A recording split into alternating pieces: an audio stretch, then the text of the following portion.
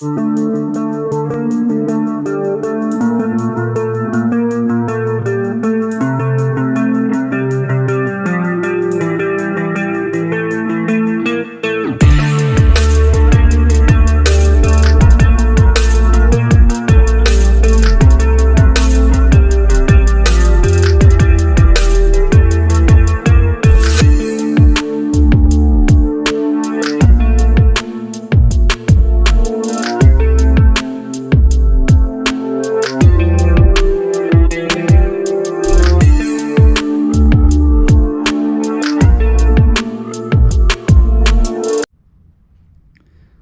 this is a video I've really been putting off making for a while.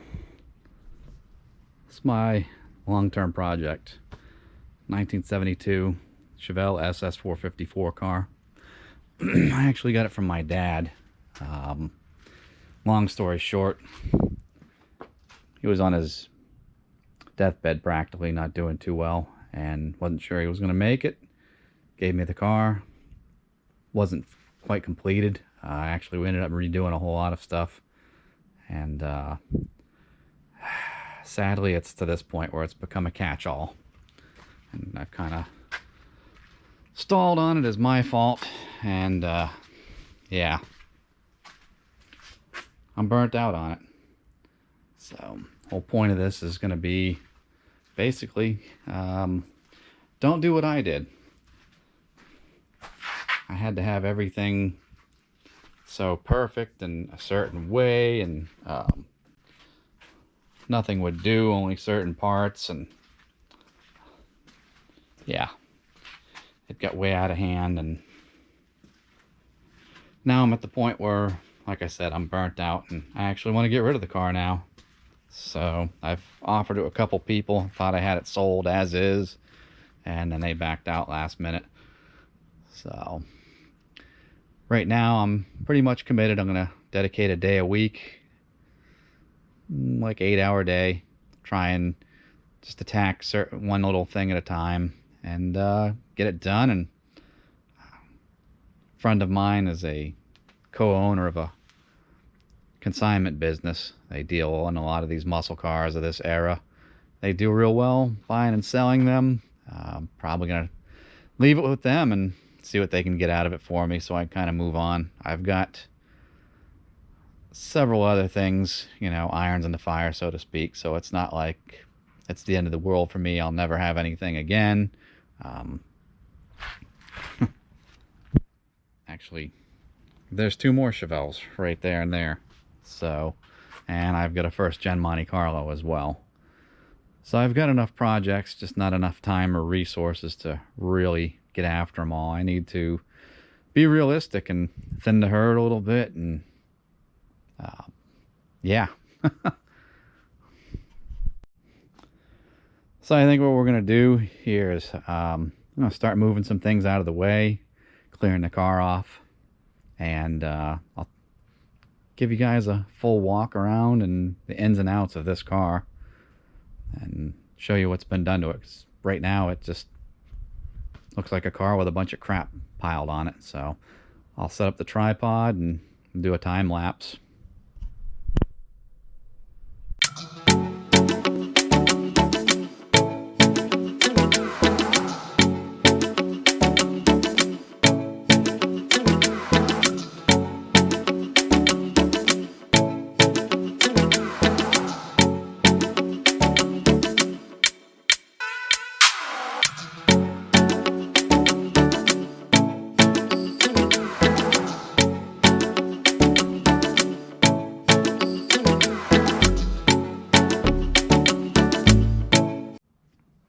Alright, so first things first, let's count down to the business end of this. This is a spec, built to spec 72 LS5 454 cubic inch. And here's where I'm going to get into why this car has burned me out. Everything on this car is either correct reproduction of what should have come on the car when it was new, or stuff like this carburetor.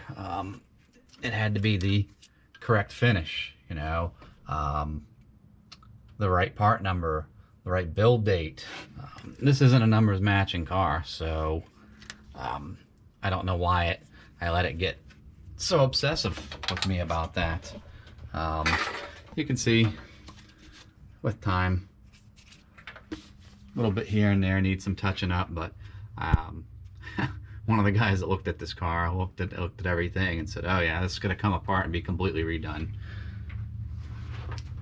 Sure.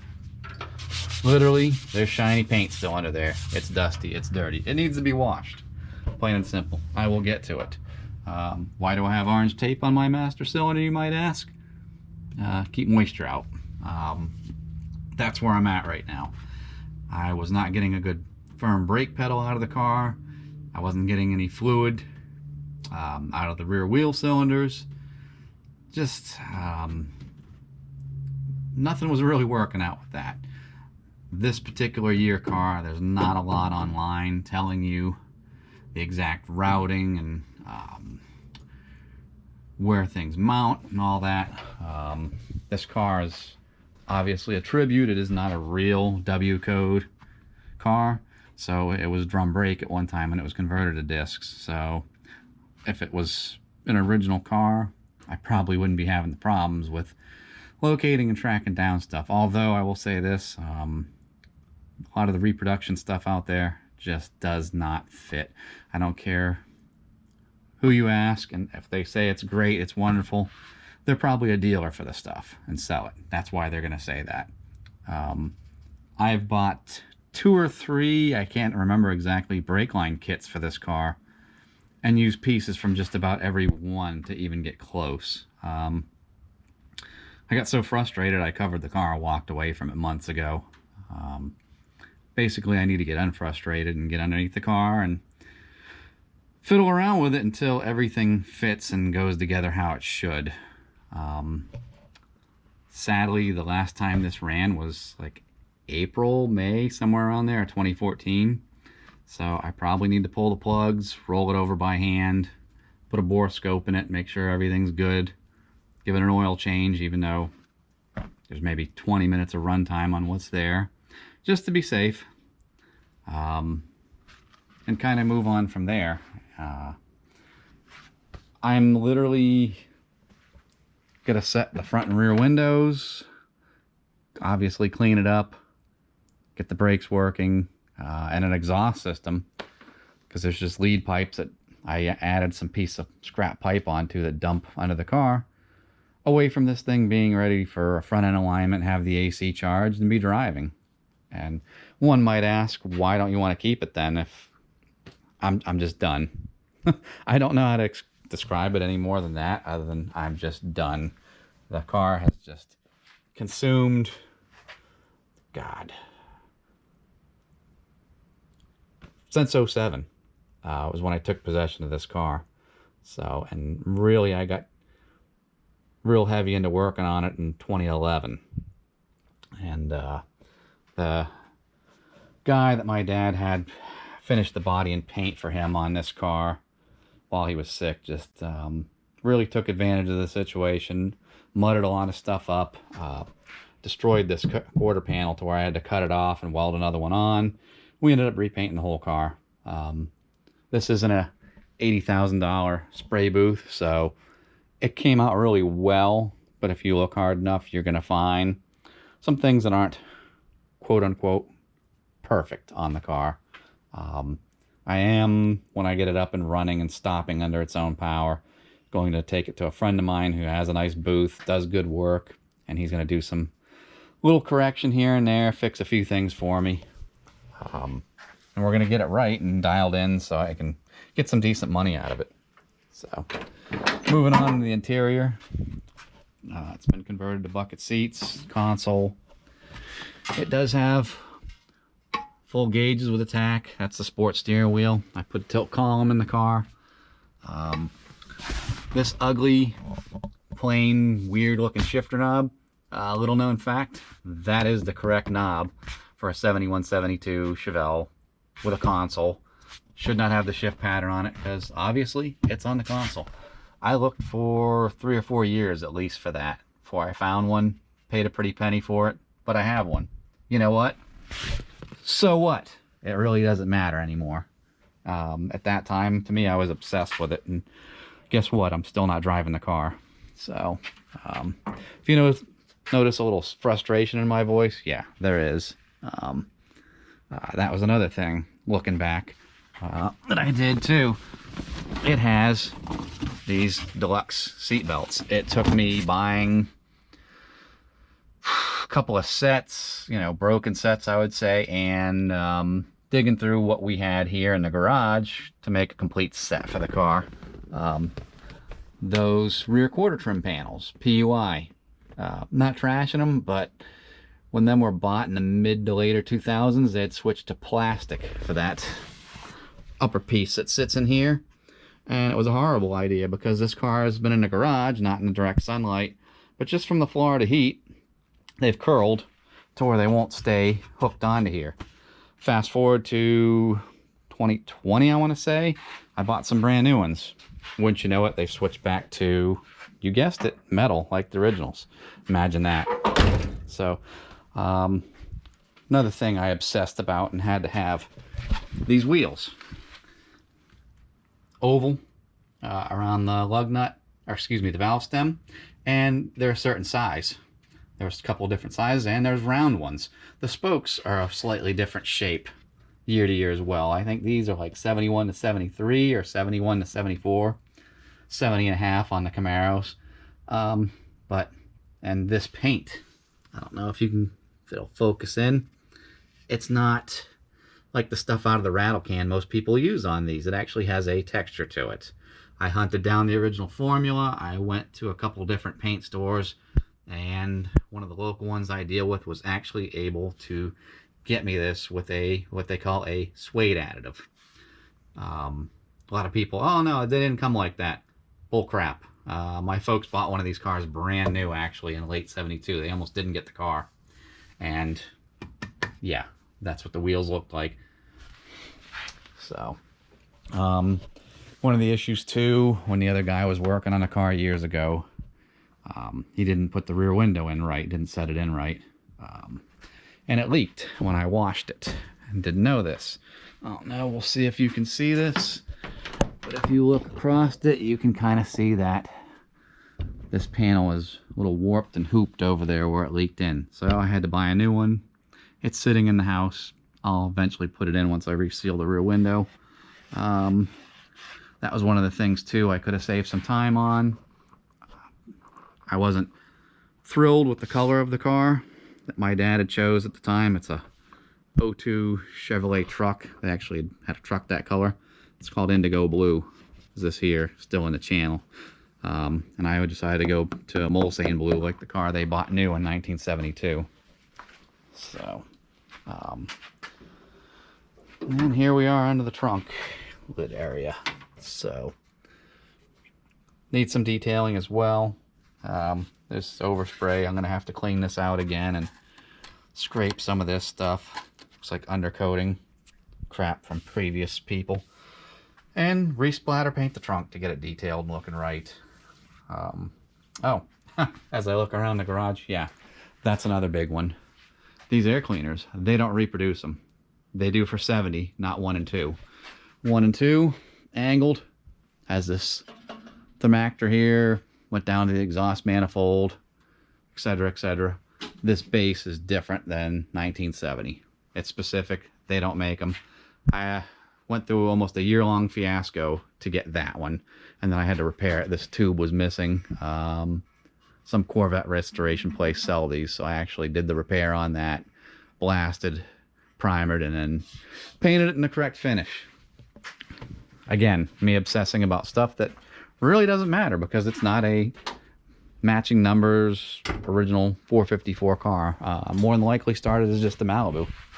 So 12-bolt rear in the car, I rebuilt that. I had to have American made stuff. It's got an Eaton posi. It has strange ring and pinion, which at the time were made in the United States back when I got those. Been all gone through. 0 miles on it. Box control arms, all new bushings, new shocks. I found the right gray, even though they're not spiral shocks, to give them the appearance. They're filthy as well, need a good washing, but at least to give them the right appearance. I obsessed about that. The drive shaft. Oh, I found some paint that looked like very similar to bare steel, and I put the stripes in the proper place. I don't know, it may be too dusty and dirty under here to see that, but no, you can kind of see them right there. I put the right color stripes, the width apart and all. That would have been correct for a car with a 454 and a 4-speed in 1972 from the Baltimore assembly plant. See where I'm going with this? I drove myself crazy trying to make this car authentic and right. That alternator was another deal. I paid a lot more money than I should have sending it out to be done correct, and it's the right part number. It's the highest amperage alternator for this year car. Would have been with the heavy duty cooling and charging package. I think it's 63 amp. So again, that distributor back in there, same thing, intake manifold, these exhaust manifold, everything, water pump. I had to have the right part number, the right date code, etc., etc. And I drove myself literally mad chasing things down. The stupid little stuff like these, they were new old stock, them and the hardware. I could have just bought reproduction ones, but no, I wanted new old stock.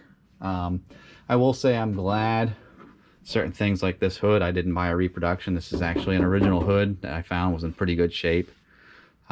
Did some repairs on it, a little bit of body work, got it in paint. Come out good. I'm glad I went with an original GM part. I think the only non-original piece of GM sheet metal on this entire car is that pan that goes under the rear bumper. They sell these reproduction, but this is actually an original that I got from the same guy I got the air cleaner from.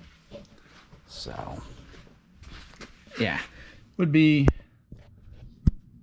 this pan right here is reproduction, but it fits decent, doesn't really bother me.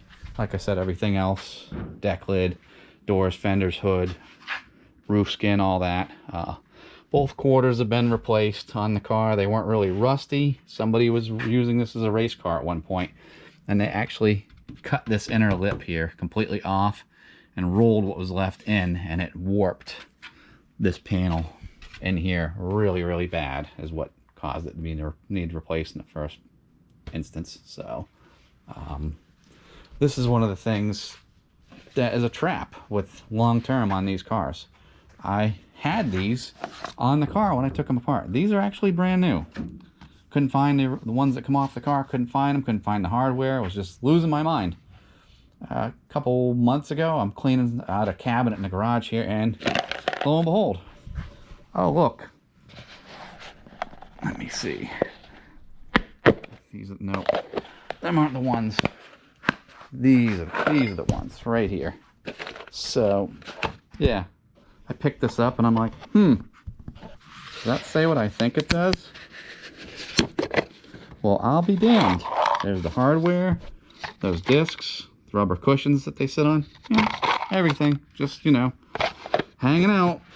But no, because this damn thing has been apart so long, I lose little things like that.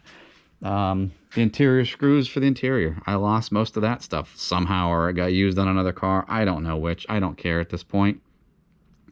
But it nickel and dimed me, and I had to buy a bunch of stuff for that.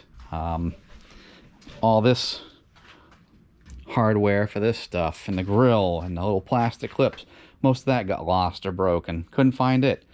I literally had a tiny little box from one of the suppliers with just hardware and little clips and things like that in it, and I put up a post on my Instagram back then, and I said, yeah, this is what almost $60 of screws and washers and little plastic clips looks like. Disgusting. And again, I'm still not driving the car. So I know I'm rambling a bit here, but I guess the moral of the story is here that regardless if you're building this type of car, or you're building a pro touring car, or you're building a European or Japanese car to a certain spec, and you got to have everything just right, just perfect. Nothing else will do. Stop. Stop right now. Make the thing safe. Get it running. Maybe it's not ideal. It's not perfect. Drive it. Enjoy it. Do things in stages. Unless you have big money and you can just stroke a check and take it to a shop and have them work on it and get it done and call you when it's finished and it's all dialed in, don't do this. I've literally spent nearly 15 years of my adult life just throwing money at this thing and pulling it apart, redoing stuff because maybe it wasn't enough to snuff for me, or you know, there was some other things that just weren't right. Honestly, the other paint job sucked on this. It wasn't to my liking, but I could have drove the damn car with it. You know, the engine that I took out of it, it wouldn't have lasted, so there's that. But at the time I had access to another engine that was tired, but it didn't smoke, it didn't leak oil. I could have put it in. The 4-speed that's in this car, I had to have that one. The one that was in it probably would have been just fine. But again, me being me at that time and just obsessing over every last little stupid thing has left me here, arrived here. I could have been enjoying the car all this time and saved the body and paint for last. Literally, I could have drove it as is, enjoyed it, beat on it a little bit, done some racing, and just mainly cruised the car and had something at the end of the day, you know, when I wasn't at work, to go take out and enjoy. And instead I have a very expensive paperweight. Even getting the car for free, I estimate I've spent somewhere in the neighborhood of 25 grand redoing everything, obsessing over stuff, you know. Oh, it's going to be new old stock, like these. Those are new old stock. The reproduction ones, they have a shinier finish to them, so these are almost more of a nickel. Some people may say the aftermarket ones look nicer. Okay, maybe they do, but this was more correct. These are reproduction, but they're very good. These are new old stock. This is an original dash pad. Is in great shape, but again, spent more money to have an original piece. So the other door handles that were on the car actually were pitted. We're brand new, but were pitted from the moisture and humidity here in Florida, even though despite it being in a garage. The rear bumper, same thing. When it sat outside for a little while, was all rusty. I had to buy another bumper. And it sat for years in my house until I was able to finally get around to this point of putting it on. So, and from this thing being a catch-all, it's gotten some bumps and scrapes. This kills me. Let me see if it can focus. Yeah, even though I have a fender cover on it, that's through the clear.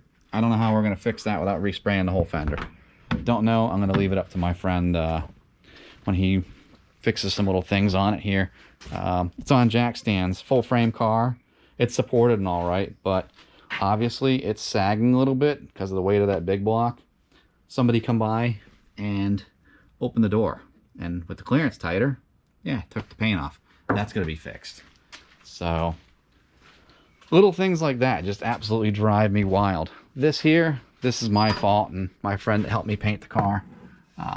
There's like a shelf here. I don't know if you can kind of see my focus in. There's like a little lip here. The way we masked it, we kind of screwed up and it left the shelf all the way around. That's going to be wet sanded out and dealt with. And it's kind of, I can feel it. You can't really see it. It's kind of jagged here as I run my hands across there. Same thing. We're in a rush. We're dealing with weather and kind of a time crunch. He actually had to get back on a plane about 10-12 hours after helping me finish paint the car and go back to Wisconsin. So I was lucky to get as good a quality paint job as we did out of this, considering the environment and, you know, just the time crunch we're on. This is something hopefully we can blend in and fix. I don't know if the camera can pick it up. It's like a fine line that wraps around here, like a human hair got in there or something. I don't know. It almost looks like a scratch. Yep. I've got something going on. Same thing right here. So that's little areas. I'm basically going to tell the guy, good friend of mine, excellent painter. And like I said, he's got the resource in the booth. I'm going to say, hey, man, fix what you can, but don't go too bananas with it, because we keep picking it apart. Eventually, we're going to end up repainting the whole damn car, and I just don't want that. Yeah. You can see how filthy, despite being covered up and being in a garage, this thing's got with the moisture and just, you know, all the other work that's going on in the shop here. It kills me. Here's why I wiped off quick. You can just see how much cleaner it is. But it absolutely kills me to see how crappy this car has gotten just sitting here while I've been trying to work on it and finish it. And again, moral of the story, don't do this. Do not let something sit this long. It's doomed. It really is. It's absolutely 100% doomed from the beginning. And yeah, that is all I have to say about that. If you've made it this long, I appreciate you hanging in there to listen to all my ramblings. And I will obviously be doing some more updates as time goes by, as I finish and complete some stuff on this. I need to stick to my word, though, and actually spend one whole day every week, no matter what. Just push some of the pan jobs to the side for one day just to get to this car and make sure that something gets done with it, so that it doesn't sit here another couple of years or decades. I'm ready to sell it and move on. So honestly, if somebody would take it how it sits, I'd get rid of it. Last guy, I told him 25 grand, and he scoffed at it. And actually, he agreed to it, and then he showed up and tried to negotiate for less, and that's when I basically told him to pound sand. But yeah, the value's there. I know that. He knew that. But it is what it is at the end of the day.